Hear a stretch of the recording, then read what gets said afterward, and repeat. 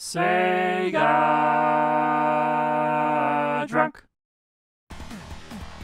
Back in December 1990, Sega released a game for the Mega Drive based on the Japanese manga Magical Hat. It was made by Vic Tokai, and it follows the adventures of a magical hat visiting 7 different islands and running into characters from the original story along the way.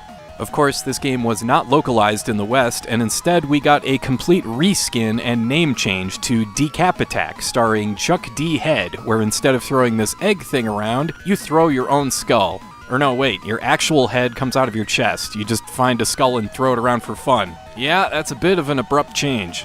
Vic Tokai developed other side-scrolling platformers around this time, like Kid Kool for the NES and Psycho Fox for the Sega Master System, and Decap Attack does feel like it shares similar traits, but mercifully, thankfully, it plays much better. But it's still got its share of problems.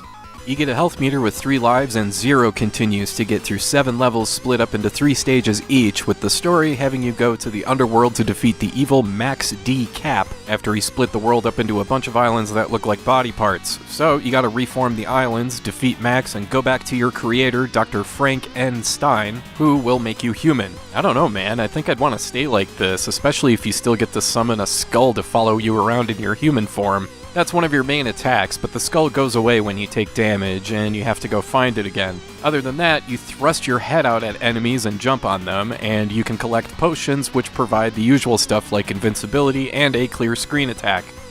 Now, what ultimately makes or breaks a platformer like Decap Attack is if you trust the jump or not, and despite how forgiving the jump may seem, I mean you can float if you mash the jump button in midair, I still just never got comfortable. I was regularly falling through platforms. I mean, come on with this. At least half the levels expect you to progress upward too, so this is a constant problem. This is your typical Sega Genesis level design where every stage is one giant room and you have to wander around until you find the exit. The same as games like Sonic, Vector Man, Kid Chameleon, X-Men, Chakan the Forever Man. I could list like 24 other Genesis games that are laid out like this, although at least in Decap Attack, the game does make use of all this space in the 3rd stage of each level by making you find an item to unlock a boss fight.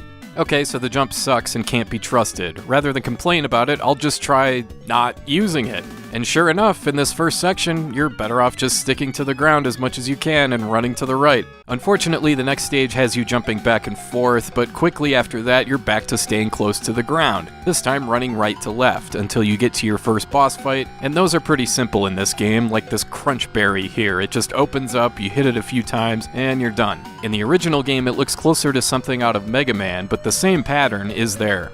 Then we're back to platforming, and it probably doesn't bode well for your platforming game if you dread having to deal with the jump. Level 3 starts out with a chase sequence, lots of jumping involved here, and every jump feels like a cross-your-fingers leap of faith. There's plenty of cheapness in the level design too, lots of blind jumps and pits and stuff, like what in the heck am I supposed to do here? Ugh!